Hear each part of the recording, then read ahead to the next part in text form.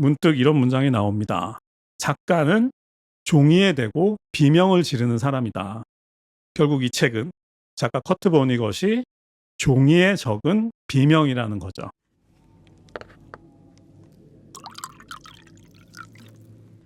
지난주 베르나르트 슐링크의 책 읽어주는 남자에 이어서 오늘도 이상한 책 한 권 소개해 보겠습니다.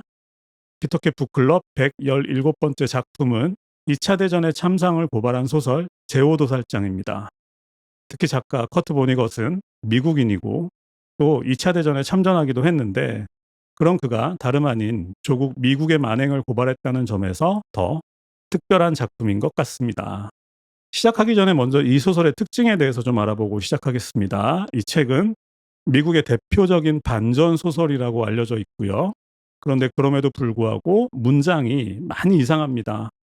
풍자라고 해야 할지, 블랙 유머라고 해야 할지, 아니면 B급 감성이라고 해야 할지, 밤만 되면 술에 취해서 여기저기 전화를 거는 아저씨가 등장하기도 하고, 가장 이상한 건 외계인에게 붙잡혀간 사람 얘기죠.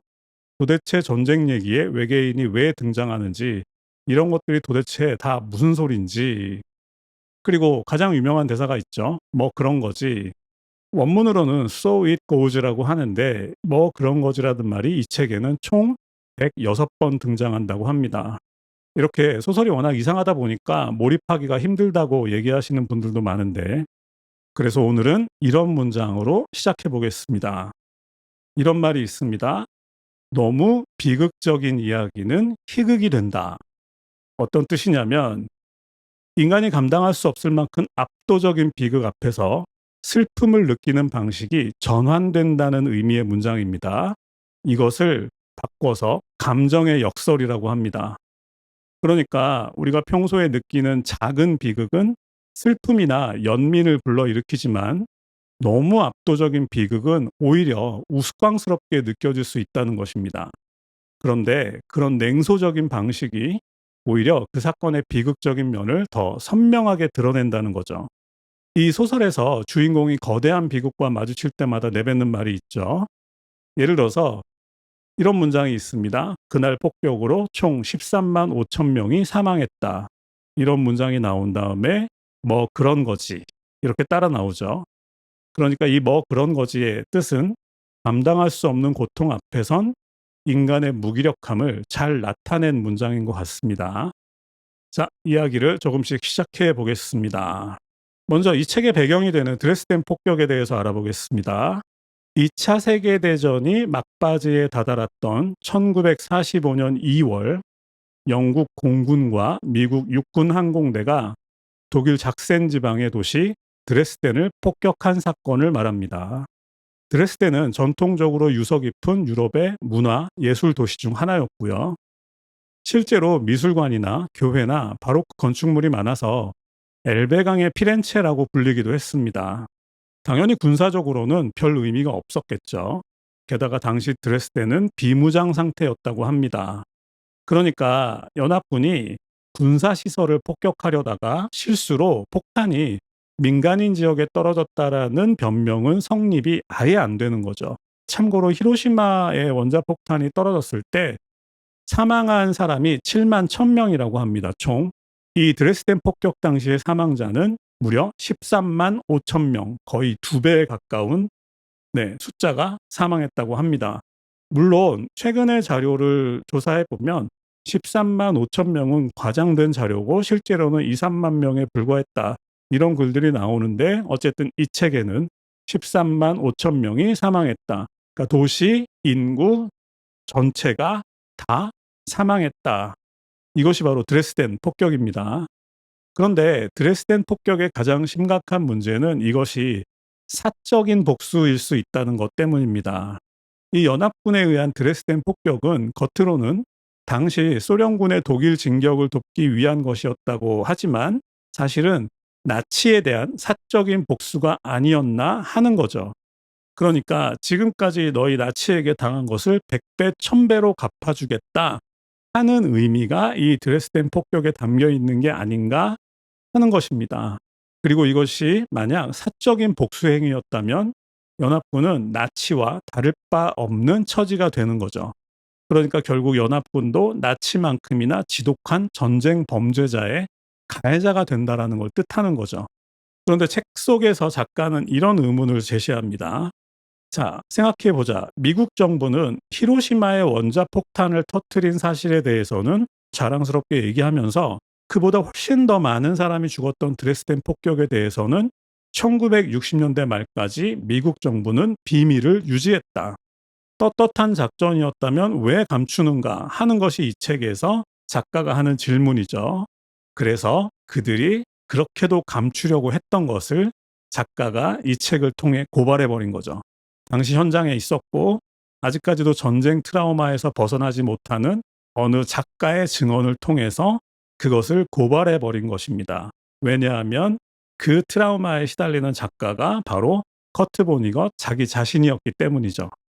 먼저 이 책 속에 포함된 우스꽝스러운 문장 속에서 작가의 경험을 한번 복원해 보겠습니다. 커트 보니것이 군대에 입대할 때의 사진이라고 합니다. 자, 작가는 1922년생이고 2차 대전에 참전했고 1944년 겨울 독일군에게 포로로 잡혀 독일 드레스덴의 임시 포로 수용소에 수감되었다가 1945년 2월 연합군의 드레스덴 폭격을 현장에서 목격하게 됩니다. 그리고 그 참상에 극심한 충격을 받고 종전 후에도 평생 외상 후 스트레스 장애에 시달리게 되는 거죠. 그는 계속해서 언젠가는 그 참상에 대해 써야 한다는 의무감을 가지고 있었습니다. 하지만 계속해서 쓰지 못하다가 베트남전이 발발했을 때 이런 결심을 하게 되는 거죠. 더 이상 아이들이 죽어나가는 것을 막아야 한다. 그래서 그런 생각에 비로소 고통스러움에도 불구하고 이 소설을 쓰게 된 거죠. 참고로 이 소설이 발표된 1969년은 베트남전이 절정에 다다랐던 때이기도 합니다. 폭격 후의 드레스덴의 모습입니다. 드레스덴 폭격 당시 연합군은 소위탄이라고 그 불붙는 탄 있죠? 그거하고 고폭탄을 섞어서 투하했다고 해요.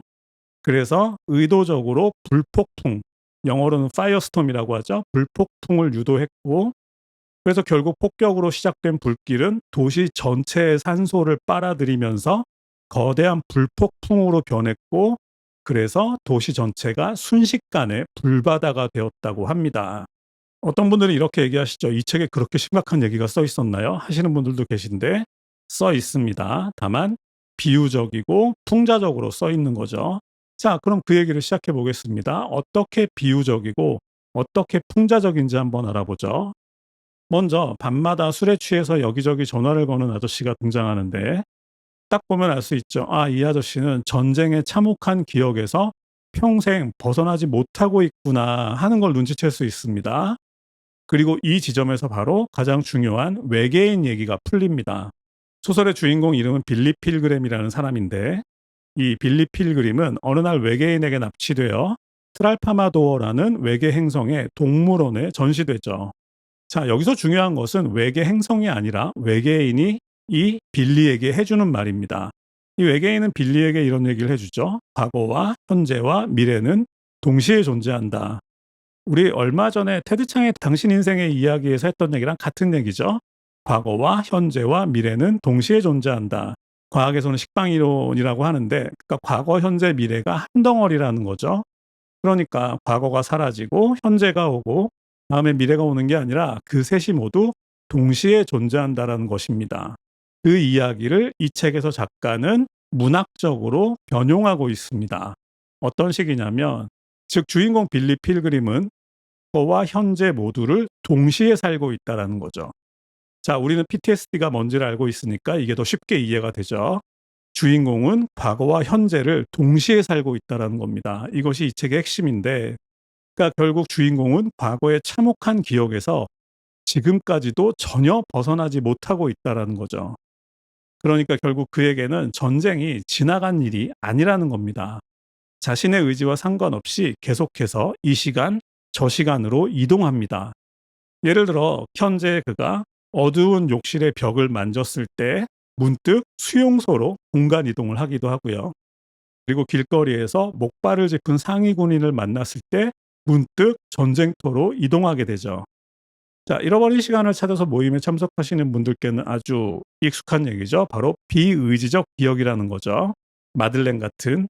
그러니까 문득 어떤 계기에 의해서 과거의 어느 시점으로 시간 이동을 한다.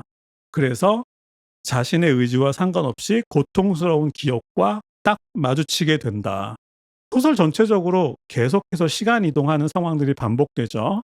문득문득 이 시간으로 갔다가 이 시간으로 갔다가 하는 것들이 반복되는데, 저는 그것을 표현하는 문장 중에 정말 멋있었던 문장이 이체가 되어 있는데, 어떤 거냐면 마치 그네를 타고 이 시간 저 시간으로 시간 여행을 하는 것처럼 왔다 갔다 했다. 그것을 작가는 과거와 현재를 동시에 살고 있다. 식빵 이론을 통해서 설명하고 있는 겁니다. 그냥 우리는 PTSD 이렇게 하면 딱 떨어지는 개념이죠. 자, 이제 주인공 빌리 필그림의 이야기를 조금 더 자세히 알아보고 마무리하겠습니다. 자, 누가 봐도 빌리 필그림은 작가 자신이죠. 몇몇 사실들이 수정된 작가 자신이라고 보면 되겠죠. 자, 주인공 빌리는 2차 대전 당시 노르망디 상륙 작전 이후 폐색이 짙어진 독일군의 마지막 발악이었던 벌지 대전투 당시 부대에서 낙오되었다가 독일군에게 포로로 붙잡혔습니다. 당시에 보면 완전히 탈진 상태였던 것 같아요. 그러다가 다행히 영국 포로들의 도움으로 목숨을 건진 것 같습니다. 그렇게 드레스덴으로 이송되었고, 당시 비어있던 드레스덴의 한 도살장, 당시는 전쟁 상황이어가지고 뭐 도살할 만한 가축이 없었기 때문에 도살장들이 다 비어 있었다고 해요. 그 도살장 중에 하나인 제5 도살장에 수용된 거죠. 이곳에서 그는 다른 미군 포로들과 함께 임산부들을 위한 시럽을 만드는 공장에서 노역을 하게 됩니다. 숟가락을 여기저기 숨겨놓고 몰래 시럽을 퍼먹는 이야기가 등장하기도 하죠. 자, 그렇게 한 달쯤 지났을 무렵 1945년 2월 13일 밤 드레스덴 폭격이 시작됩니다. 주인공은 다른 포로들과 함께 도살장 지하의 고기 저장고에 대피해서 무사할 수 있었는데, 폭격이 끝난 후 나와보니 도시 전체가 마치 달 표면 같았다. 사진 보이시죠? 대단한 표현이었던 것 같아요. 그 외의 설명은 불가능할 것 같죠? 작가는 이렇게 생각을 했습니다. 아마도 연합군은 도시 인구 전체를 죽이려고 했던 것 같다. 당시 13만 5천 명이 사망했다고 말씀드렸습니다. 그리고 아직까지는 포로 상태였으니까 그는 그곳에서 폭격으로 무너진 건물 잔해 아래 깔려있는 시신들을 발굴하는 작업에 동원되었다고 합니다. 막상 나가보니까 어떤 시신들은 벤치에 앉아있는 그대로 죽어있기도 했고, 그러니까 순식간에 화염에 갇혀서 희생된 거죠. 그 불폭풍 때문에. 그리고 건물 잔해 아래 깔린 시신들이 너무 많아가지고 결국은 일일이 다 수습하지 못하고 화염 방사기로 그 자리에서 전부 태워버려야 했다고 합니다. 이 묘사가 길게 나오지는 않아요. 하지만 책을 읽다 보면 바로 이 장면, 이 사진으로 보시고 있는 이 장면, 이것을 작가는 실제로 본 거죠. 바로 이 장면이 작가의 머릿속에서 평생 지워지지 않았던 것 같습니다. 너무 압도적이어서 차마 어떤 반응도 하지 못하고 그냥 얼어붙어 버리는 그런 경험을 했던 거고, 그 기억에서 평생 벗어나지 못한 거죠. 이 책에는 이런 말이 나오죠. 전쟁은 소년 십자군들의 전쟁이었다. 그러니까 어른들의 전쟁이 아니었다라는 건데, 실제로 전쟁이라는 건 대부분 이제 20살도 채 되지 못한 아이들의 전쟁인데, 그런데 이것을 어른들과 영웅들의 전쟁으로 포장해 버리면 전쟁은 영원히 반복되는 거 아니야? 그런데 심지어 그런 행동을 미국이 앞장서서 하고 있다라는 거죠. 그러다가 또다시 베트남전이 발발한 거죠. 이 책에는 이제 빌리의 아들이, 말썽꾸러기 아들이 베트남전 당시 미국 해병대에 입대했다라는 얘기가 나오는데, 그러니까 결국 또다시 빌리의 아들 같은 말썽꾸러기들이 총을 들고 전쟁터로 떠나고 있는 거죠. 그들은 자신들이 영웅이 되어서 뽐내며 돌아올 거라고 생각하지만, 막상 그들이 만약 살아서 돌아온다고 하더라도 그들을 기다리는 것은 평생 동안 지속될 외상 후 스트레스 장애에 지나지 않는다. 작가는 이런 얘기를 하고 싶었던 것 같습니다. 자, 커트 모니것의 제5 도살장은 전쟁의 참혹함을 영웅주의나 애국주의로 포장하지 않고, 전쟁이 개인과 정신에 미치는 파괴적인 영향을 건조하고 냉소적인 문체로 그려냈습니다.